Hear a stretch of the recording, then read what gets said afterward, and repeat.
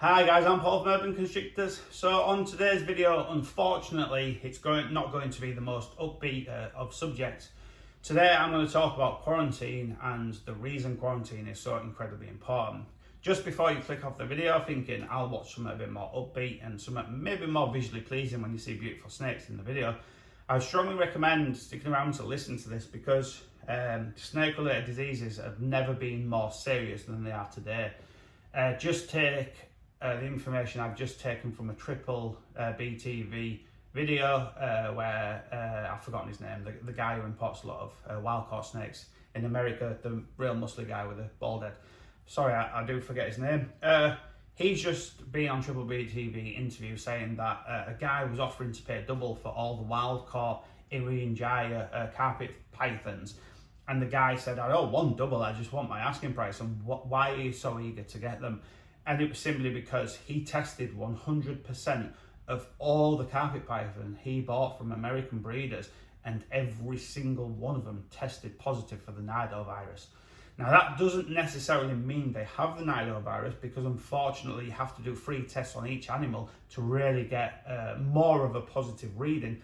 On the second test they all could test negative for the nidovirus, but obviously that installed so much fear into him. He wanted wild-caughts to work with them and to work with potentially a clean line of carpet pythons.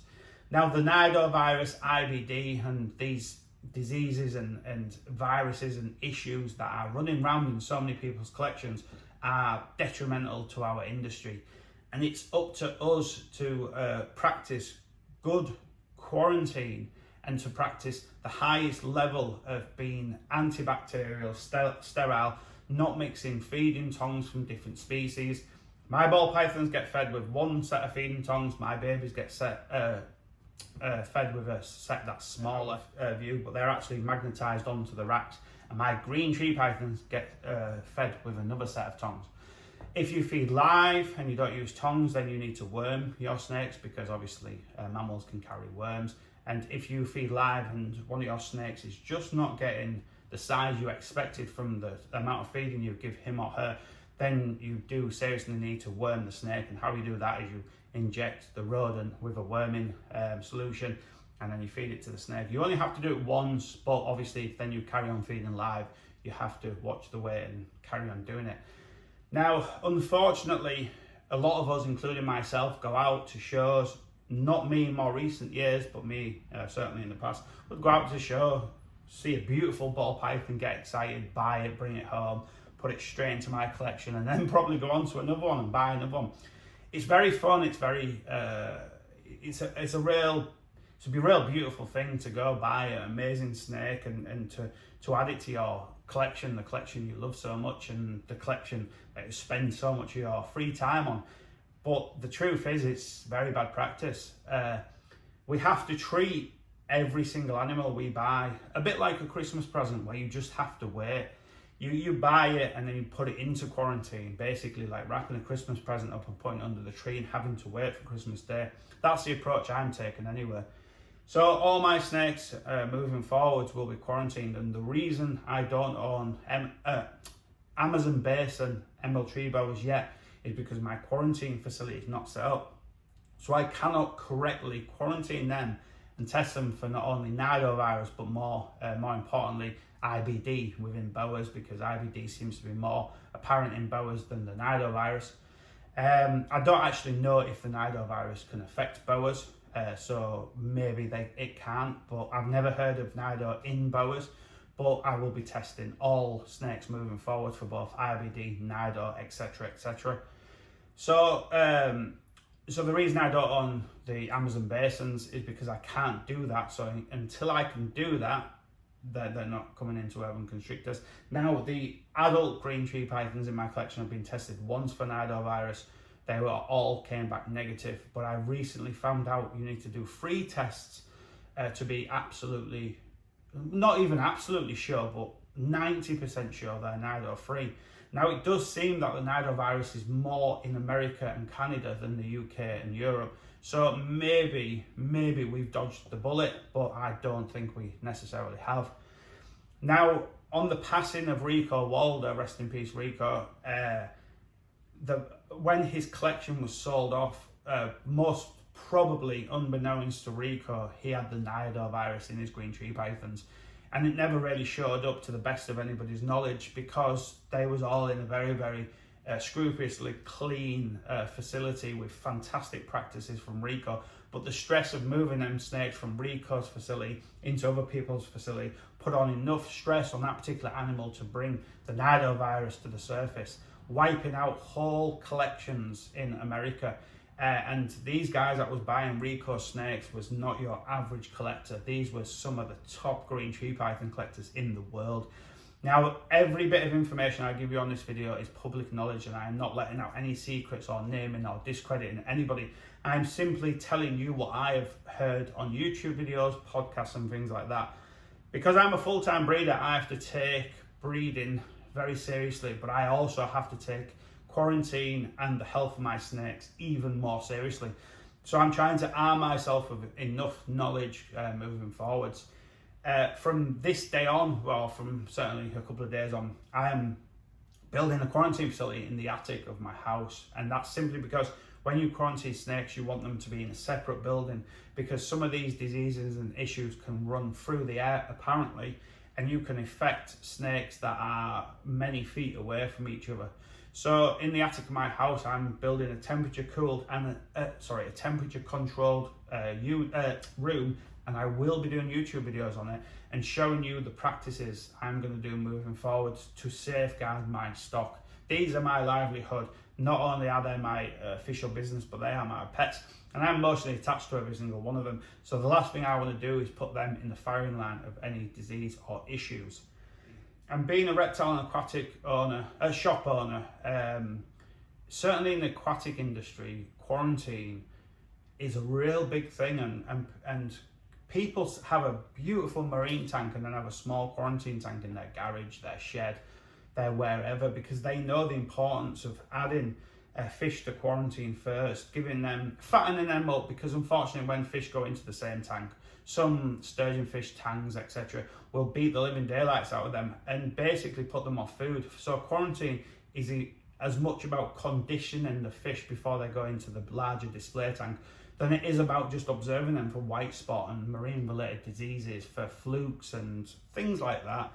So when you put a snake, when you buy a snake, and there's kind of not many more things that are as fun as going to a reptile shop and a reptile shop or reptile show, I meant to say show, but going and seeing someone you look up to maybe, and you see their beautiful stock of amazing ball pythons, and you buy one, take it home, you're so excited you add it to your collection, and then a couple of days later you're actually looking for your next one, because the novelty seems to wear out very fast in some cases. But what you should be doing is treating all future purchases, livestock purchases, as a bit like Christmas presents. You have to put them in quarantine, a bit like wrapping a present up and putting it under the tree, and you have to wait X amount of days before you can have that present. That's the way I'm looking at it for my collection moving forwards. Every single snake, and it doesn't matter who it comes from, 100% of all livestock, if it has a heartbeat, it's going into quarantine, and it will spend X amount of days in quarantine before it comes into urban constrictors. Now, I'm not going to, in the comment section below, I'm not going to answer all questions related to quarantine, because there are a lot of fantastic videos out there, and there is more than one way to skin a cat. If I tell you how to correctly quarantine your snakes, you may see another video that contradicts some of the information I give, and you may think then my knowledge is not polished. But I can assure you, I'm very knowledgeable when it comes to all things quarantine, simply because of the business I've run for the last almost 11 years. It'll be 11 years in November. So I do have a very good idea on how to quarantine both aquatic and reptile life, but you just have to treat every snake you get as a suspected IBD and nidovirus case. Whoever would have imagined that Rico Waldo, one of the best green tree python people in the world, would have the nidovirus, and unfortunately spread it to some of the best collections in the world, resulting in them collections being wiped out. And this is the reason why there's less captive green tree pythons in the world than there ever was. Basically, that's why babies are going up in value. That's why people like me are really safeguarding their collection, their small collection, and being very, very careful who you can buy from. So my plan moving forward is I may have to build a smaller second quarantine facility for green tree pythons to go alongside the slightly larger quarantine room in my attic. The reason obviously it's in my attic is so it's as far away from urban, because this room is not attached to my house. It's around 100 feet away. You have to walk down my garden, turn the corner and walk down the rest of the garden to get to urban constrictors.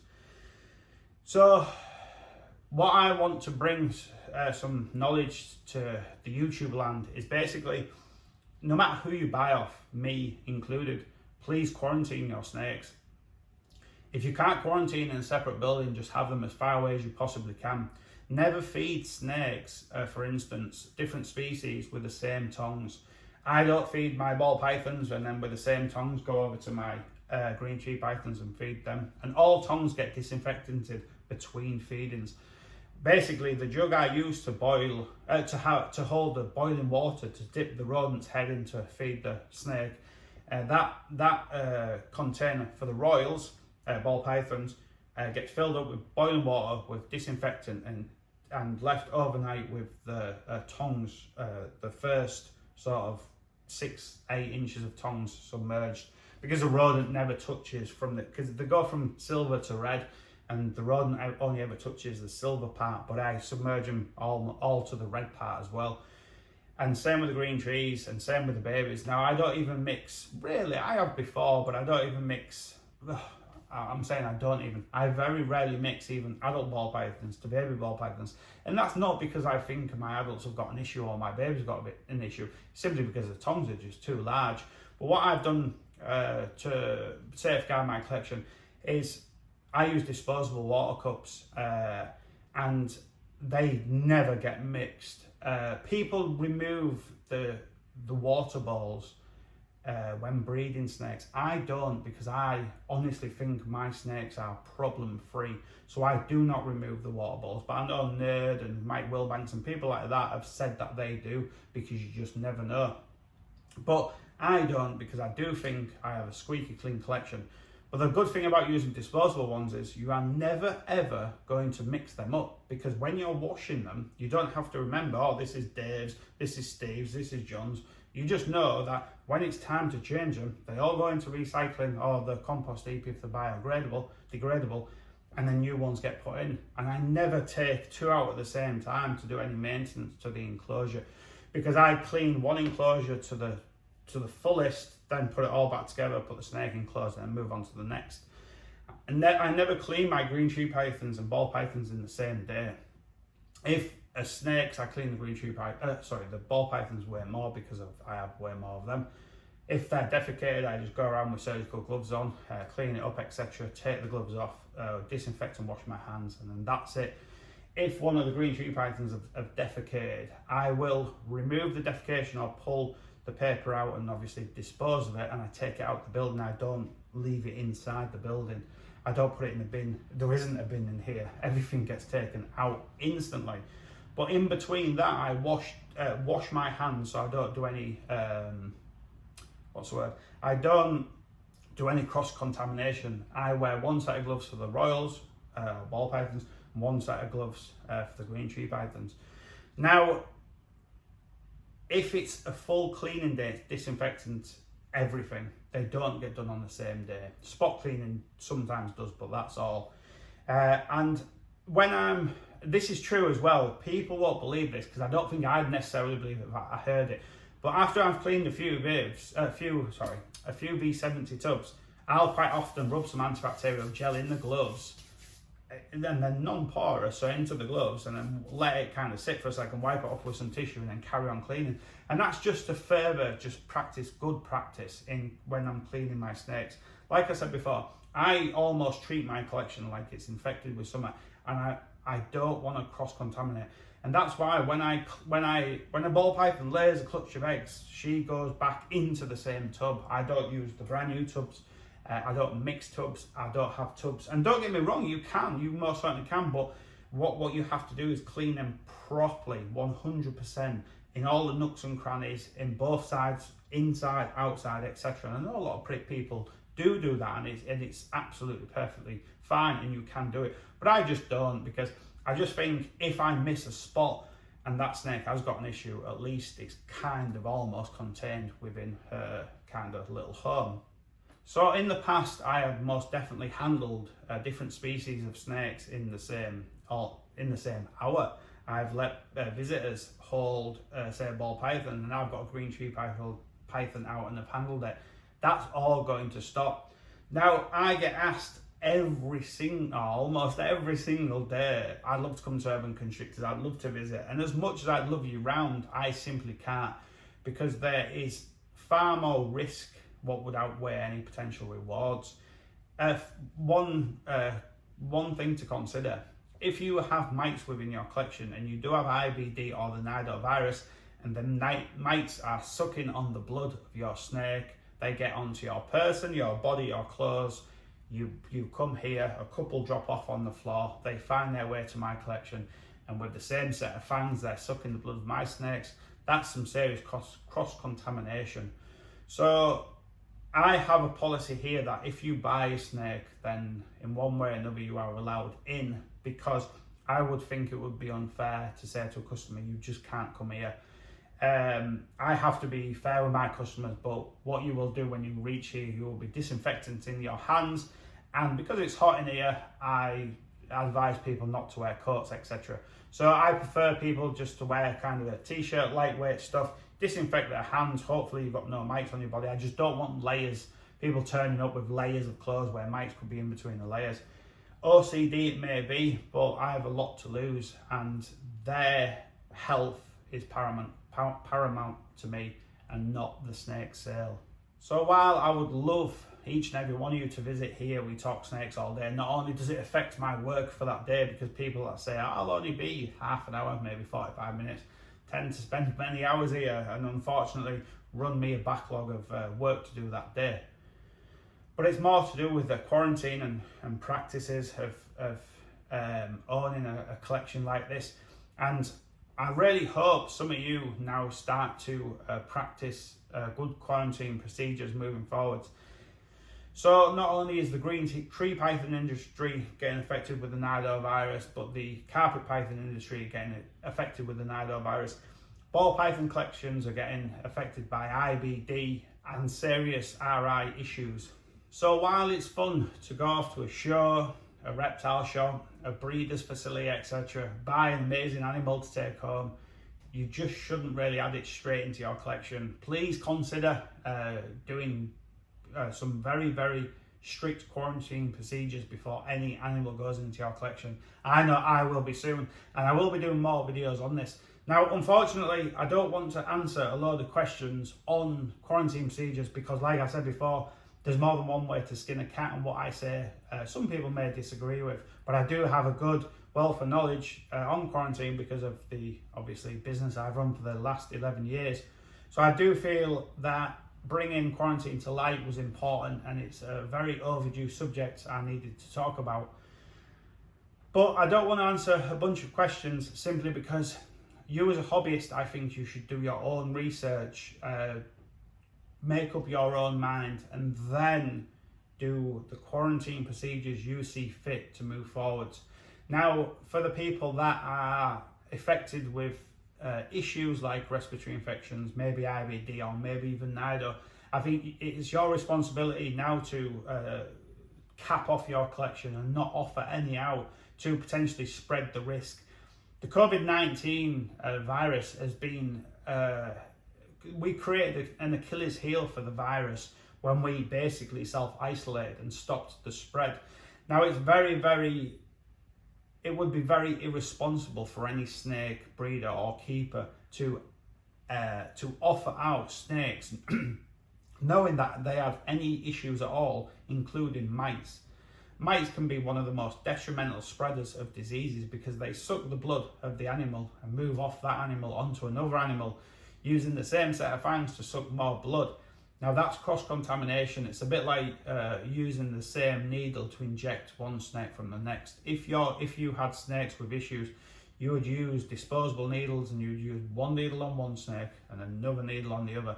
So spreading of mites is not only grossly selfish of the person knowing that they're doing it, but it's detrimental to the industry you are in. So please be responsible. Cap your collection off whenever you are having an issue.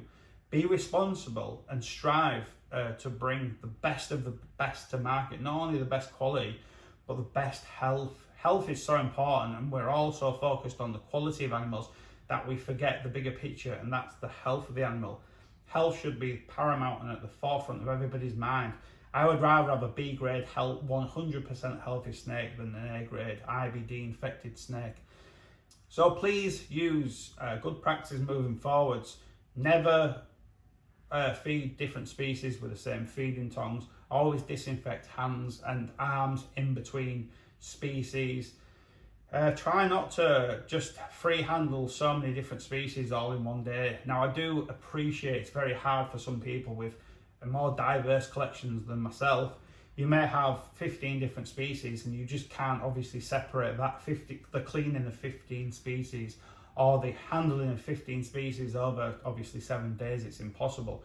But you can practice good practices in between handling, in between maintenance, in between cleaning, etc. So I hope this video has been of some interest and hopefully some knowledge to the industry. Take it from me, the industry has never been more disease apparent than today. Unfortunately, we are in the firing line of almost a reptile epidemic if we're not very, very careful on what we do, who we buy off, and how we quarantine things. Please take quarantine very, very seriously. And maybe after this video, think about the procedures you can do to further safeguard your collection. Nothing would be more, well, very few things would be more detrimental than you losing your collection.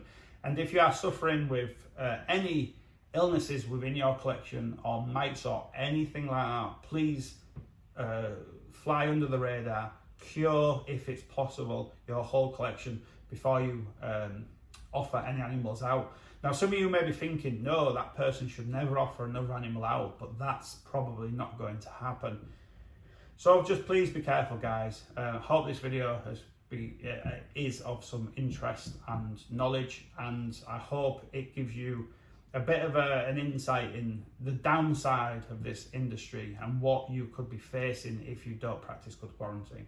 So if you haven't already, guys, please subscribe to my channel, give it a thumbs up. Now, typically my videos are a little bit more upbeat, and the next one certainly will. This was kind of a little bit more of a downer, but it's a long overdue subject, and I really hope I've given at least some of you some good insight. So thanks, guys, and I'll see you next time. Cheers.